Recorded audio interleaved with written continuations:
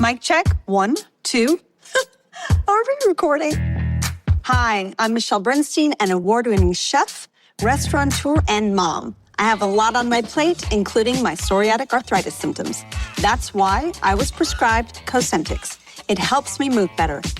Cosentyx secukinumab is prescribed for people 2 years of age and older with active psoriatic arthritis. Don't use if you're allergic to Cosentyx. Before starting, get checked for tuberculosis. An increased risk of infections and lowered ability to fight them may occur, like tuberculosis or other serious bacterial, fungal, or viral infections. Some were fatal. Tell your doctor if you have an infection or symptoms like fevers, sweats, chills, muscle aches, or cough, had a vaccine or plan to, or if inflammatory bowel disease symptoms develop or worsen. Serious allergic reactions and severe eczema-like skin reactions may occur. Learn more at 1-844-COSENTYX or Cosentyx.com. Ask your rheumatologist about Cosentyx. This is the Roger Stone Show on 77 WABC. A man who's gone through hell, but he's kept going, and he's smart, and he's strong, and people love him. Not everybody, but people love him and respect him. Roger Stone. Now, here's Roger Stone. We're back on the Roger Stone Show here at WABC Radio. You can find us at 770 on the AM dial if you live in the New York, New Jersey, Connecticut area, or you can listen to us where we are live streaming now worldwide at WABCRadio.com. As I said earlier, I recommend that you get the 77 WABC radio app downloaded on your phone so you don't miss any of the great programming here on WABC. My guest now is Chris LaCivita. He has the privilege and the honor, I think, of being the campaign manager for the greatest president since Abraham Lincoln, the 45th president of the United States, and Chris and I both believe the 47th president of the United States, Donald Trump.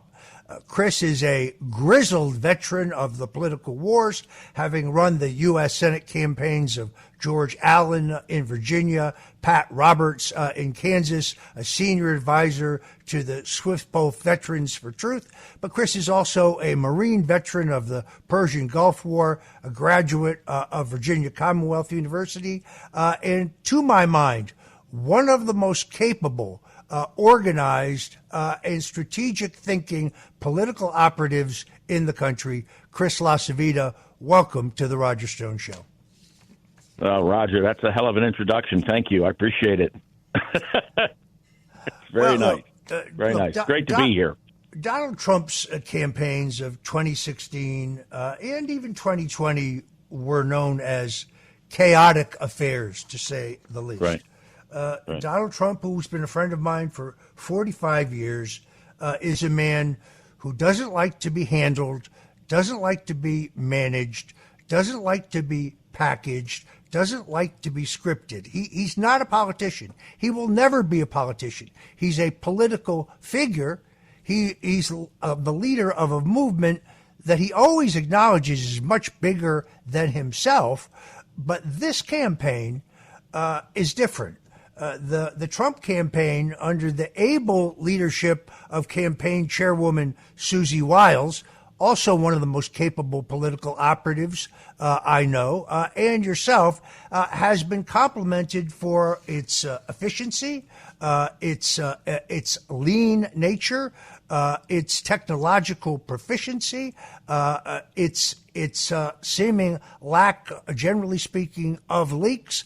What is it like managing the campaign of a man who is a force of nature, who's a whirlwind? Right. Well, which is very accurate. I mean, in the sense that, well, first of all, the one thing that hasn't changed in any of this is President Trump. He's not managed. He's not packaged. He's not programmed. He's, as you know, just he is his own person, which is part of the reason that he has such great appeal to Republicans and to those people who want to see real change, in Washington and literally the way we project ourselves around the world. But, we worry about what we can control, right? And the president made it clear to Susie and I when we started this endeavor with him that, our responsibility is the nuts and bolts and the day-to-day. And those are the things that we can control. We view our role as having the responsibility of putting together a top-flight campaign operation organization that is there for the president so that we can move on a dime, so we can pivot, so we can support the efforts that, and the message that he's pushing. We don't sit around on a weekly basis and with the president and say, okay, we're going to talk about this. Right. I mean, that would be, a silly waste of time. And quite frankly, just isn't not who the president is, which is great. At times, yes, it can be surprising. But again, if the campaign is built in such a way that it's meant to be supportive of those efforts, it's different, no doubt. For someone like me who's been doing this for 32 years, in very traditional settings, your traditional campaigns kind of things. What's great about this is it's everything is new, and everything is different, and it brings a level of creativity and brings a level of freshness that honestly politics needs. But again, our role basically have an operation in place, do those blocking and tackling types of things on the ground. The campaign in 2016, look, they won, right? So there's no better outcome than winning. And we're very confident about our position and winning this time as well. We just want to do it in a manner that we don't have to bleed as much. Well, the best thing about a Trump campaign is Donald Trump. I don't know any other public 100%. figure in any strata, business, athletics, show business. I don't know anybody who could draw, 40,000 people to a small town in South Carolina. I worked for Ronald Reagan. Ronald Reagan was an enormously popular president. He was beloved. He had an extraordinary base that he fought for and won in the Republican Party. Like Donald Trump, he was not the choice of the party establishment. In fact, he was bitterly opposed by the party establishment. He won the nomination over the objections of the party establishment. He reformed the Republican Party in his image. But even the great Ronald Reagan did not rack up the kind of poll numbers and the kind of intensity of support of this president. This is counterintuitive. Normally speaking, when a candidate for public office gets indicted in multiple jurisdictions, their money dries up, their support dries up, and they take a nosedive in the polls. Here, we've seen the exact opposite, which leads me to believe that what they're trying to do to Donald Trump is so incredibly transparent that the American people are getting it, and more people are getting it every single day. Chris, do you think that they would be persecuting the president in all of these investigations and indictments if he was not leading by big double digits within the Republican Party and continuing to lead Joe Biden in the general election trial heats? Well, and all you have to do is look at the timing, right? In the bogus stuff that they're doing in Georgia, in New York, they literally sat on this stuff for 2.5 years, just waiting to see, how the race was shaping up. So it's very transparent. The American people, look, They can see a witch hunt. They can see this stuff the way it's playing out, and they know exactly what's going on, which is part of the reason why you see the president, at least within the Republican Party, so solidly ahead, even in the general election. The last 5 polls that have come out have President Trump beating Joe Biden. That creates a degree of concern, clearly, by these folks that are part of that deep state that look, their goal is to prevent Donald Trump from being in office. And look, they want to put him away for 1,000 years. If you took the total amount of time, prison time, that all of these assorted charges come with, it's 1,000 years. And, and so that level of overreach, that level of it's the antithesis to everything that Americans believe. And we lecture the world about not persecuting political prisoners, et cetera. And here we are doing the same thing. So they're undermining America's moral position in the world on a lot of issues by essentially adopting the tactics of a third world banana republic. Your snacking routine can get a little dull. Time for an Oikos remix. Like a crunchy storm of sea salt praline pretzels, dark chocolate, and butter toffee, showering down into a smooth, creamy yogurt. Enjoy 3 Oikos Remix varieties with epic mix-ins and 11 grams of complete protein per 4.5-ounce serving. See RemixYogurt.com. Hi, this is Javon, your Blinds.com design consultant. Oh, wow. A real person. Yep. I'm here to help with everything from selecting the perfect window treatments to... Well, I've got a complicated project. No problem. I can even help schedule a professional measure and install. We can also send you samples fast and free. I just might have to do more. Whatever you need. So the first room we're looking at is for... Shop Blinds.com now and get up to 50% off with minimum purchase. Blinds.com. Rules and restrictions may apply. Today's episode is sponsored by NerdWallet's Smart Money Podcast. Making financial decisions shouldn't feel like picking a TV show. Too many options, too much hype, and no way to know what's actually good. NerdWallet's Smart Money Podcast cuts through the clutter. Their finance journalists break through real-world money decisions with clear research-backed insights. From investing to home buying to credit cards, the nerds help you navigate major financial decisions with confidence. Leave TV to fate. Leave your next financial move to the nerds. Follow NerdWallet's Smart Money Podcast wherever you listen. I watched an interview last night with Tucker Carlson and Dave Portnoy from Barstool Sports. Portnoy's a guy who runs around the country rating pizza, which is great, except for he's not like you and I, Italian Americans, so I don't know what he knows about pizza. Both of them believed, based on the interview I saw, that the president should have participated in the Fox presidential candidates debate. I know you were opposed to that. I was opposed to it. I know most of the consensus of the campaign were opposed to it. And that turned out to be the exact right position. And Donald Trump achieves another first. Not only is he the first president of the United States who was not a governor or a senator or a congressman or a general. It's the first time we've elected a business person as president, but he now holds the unbroken record by a lot, as he would put it, of the single largest number of downloads, or I should say views on social media of his epic interview with Tucker Carlson. Yet another Trump milestone. What was your assessment, Chris? I'm sure you watched the debate. What did you think of the debate? Well, I was actually there.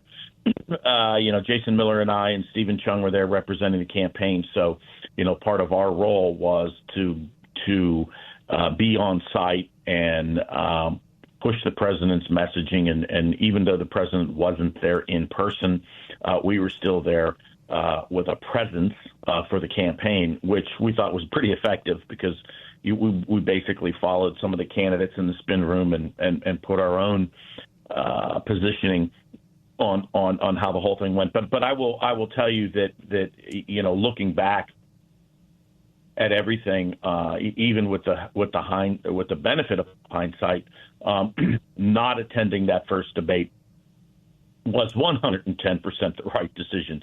Donald Trump still won the debate, and he wasn't even there. All of the coverage going into the debate was a discussion about would he or would he not show up, right? So he dominated the coverage. And then it was all built around how is this candidate going to respond to this and how is this, and then, you had the circus convene, and, it was, I thought it was the first 30 minutes of the debate confirmed the president's position of not attending, right? I mean, the first 30 minutes, that decision was validated. You had a group of 8 politicians all on stage desperately trying to score political points. And, Vivek had a great, I thought, debate just because he was the center of attention, and, I'm a hockey guy. You don't score goals unless you throw pucks to the net. And he was throwing pucks to the net all night long. And he didn't hit every single one, but he hit a couple. And, Ron DeSantis, DeSanctimonious, it was amazing to me that he just stood there like a potted plant for a really solid portion of the debate, almost the whole damn thing, watching, Mike Pence and Vivek Ramaswamy go at it, and he's standing in between both of them. It was clear to me that within the first 10 minutes, he made the decision that I just want to make it off of here alive. And because of that, his campaign apparatus after the whole debate was running around saying he won the debate because no one wanted to go after him. Well, no one wanted to go after him because they thought it was a waste of time. I mean, he's a non-factor. So we've seen that. We've actually seen that, Roger, borne out in public polling, private polling, and so our real focus now is the election that. In November of 24, which is Joe Biden and defeating the Biden crime family. Yeah, it's funny. Dick Morris, who's a friend of mine, was adamant that the president absolutely should participate in the debate, that his campaign would collapse if he did not do so. Could not have been more wrong. Donald Trump bears the distinction of being the only candidate for president to win a debate by not attending and participating in it. It's true. And Ron DeSantis, from the beginning, the rationale for his candidacy was when Donald Trump gets indicted in all these various jurisdictions, even though it may be unfair, his campaign is going to collapse. His money's going to dry up. He's going to take a header in the polls. And the next guy in line, who's really at that point was trying to appropriate the Trump America First message, was Ron DeSantis. And the classic mistake I think he made was letting expectations get way, way out of whack. When I worked for Ronald Reagan in 1976, we were challenging a sitting incumbent president for the presidential nomination, Gerald Ford. Now, even though Ford had never been elected, Republicans believe in hegemony. We believe in the natural order of things. That's why we keep nominating the first runner-up from the previous contest. So when George W. Bush bested John McCain, in the next cycle we nominated John McCain. When George Bush Sr. bested Bob Dole, in the next round we nominated Bob Dole. By the way, Bob Dole, one of the greatest Americans of the 20th century, would have been a great president. No doubt. But his year was 1988. His year was not 1996. So Ron DeSantis, to me, seemed wooden. He seemed scripted. He seemed tight, kind of nervous. He turns on his smile on and off like a strobe light, like he suddenly remembers that he's supposed to be smiling, so you get this kind of weird strobe light, quick smile. He did not get what he needed out of the debate. He needed a standout performance to even hold on to second. The thing about Vivek Ramaswamy is twofold. One, he, by and large, has appropriated Donald Trump's campaign message. He and his handlers have been smart enough to look at the polls and realize this is Donald Trump's party. Donald Trump has changed the face of the Republican Party forever. We are no longer the party of the country club elite. We're no longer the party of Wall Street. We are the party of working class America. We are the party of the middle class. We are not the party of the neocons anymore. We are the party that puts America first. And that is so dominant in all of the polling.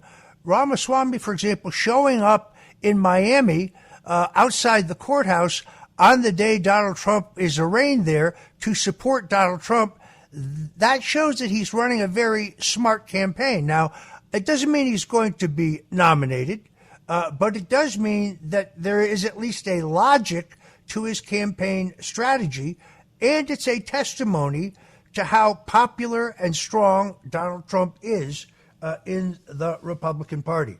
Chris, I have to ask you this. What do you make of the candidacy of Chris Christie? That's a great question, Roger. I mean, other than a complete and utter waste of time and a vanity project of some sort. I mean, I guess everyone,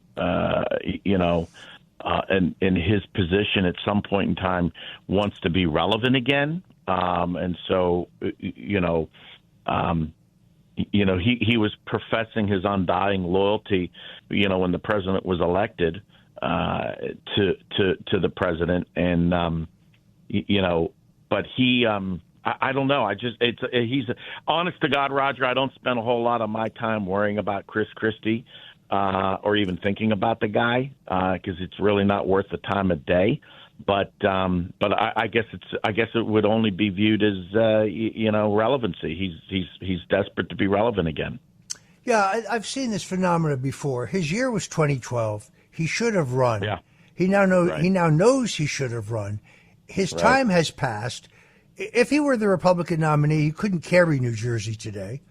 His poll ratings in New Jersey are abysmal. Last time I looked, he had an approval rating of 9%. But there is no rationale for his candidacy other than revenge.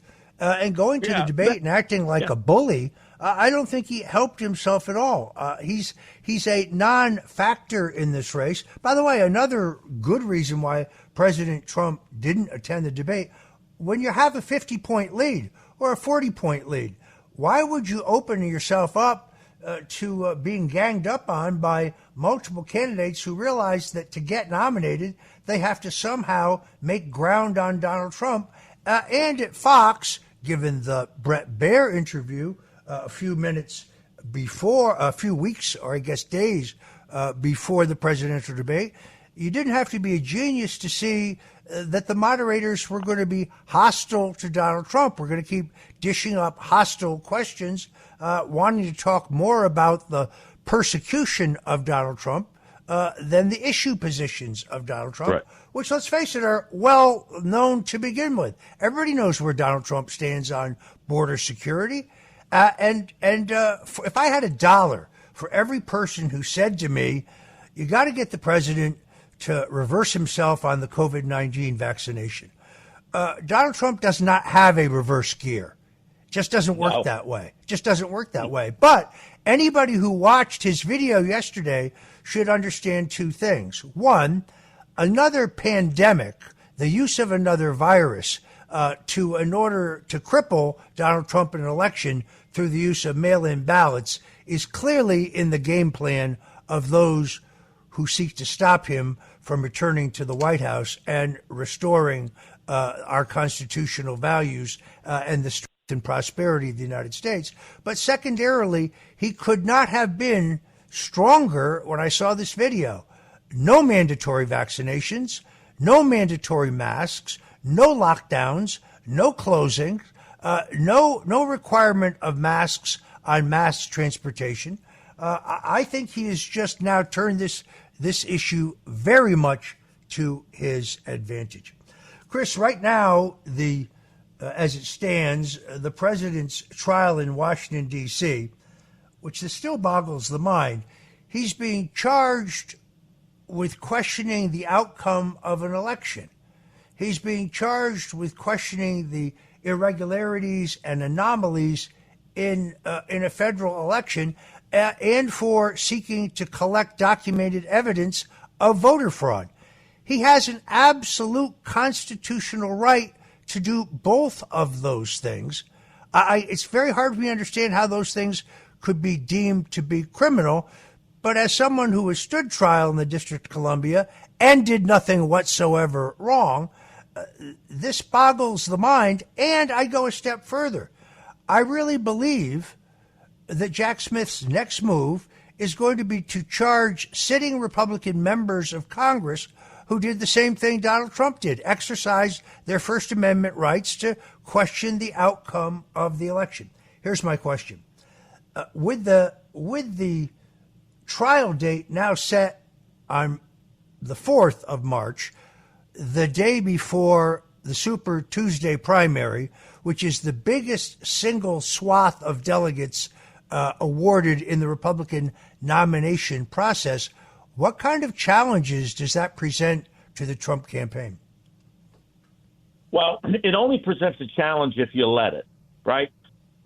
So a lot of it has to do with our focus and obviously with the scheduling of a trial date, of March 4th, the day before Super Tuesday.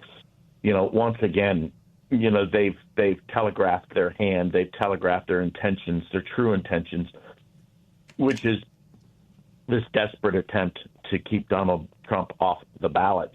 And that's also being borne out, by the way, Roger, in the discussions that some secretaries of state across the country are having with regard to the 14th Amendment, which, by the way, is completely bogus. And these discussions, that a secretary of state could arbitrarily just say, Donald Trump can't stand for election, and we can keep him from being on the ballot in a Republican primary. Democrat secretaries of state contemplating injecting themselves into the middle of a Republican primary and denying someone on the ballot. So again, it's just another example of how far they're going. But in terms of what we need to do for delegates and what we need to do for in winning these elections, we're just not going to let those things that the left throws up as roadblocks get on our way. We can't. We have to be creative. We have to be energized. We have to be focused. Quite frankly, if the quicker the Republicans unify behind the presumptive nominee, who's Donald Trump, the better off the country would be going into a general election. And we need to make sure that happens sooner rather than later. And just to close out on the Christie thing, because this is a line I've been wanting to use in some venue, but Chris Christie to the Republican Party just would be a bridge too far. Well said. Folks, if you're just tuning in, this is the Roger Stone Show on WABC Radio, and we're talking with, to my mind, one of the very best and skillful political operatives in America today, Chris LaCivita, who happens to be the campaign manager for President Donald J. Trump. Tell me about the money, because Donald Trump always does the counterintuitive. He is subjected to the humiliation of being mugshotted in Georgia, where I think this is the most egregious prosecution of all of them. And rather than be humiliated, he immediately goes out and puts it up on social media and uses it as a symbol of the injustice that is being done to him.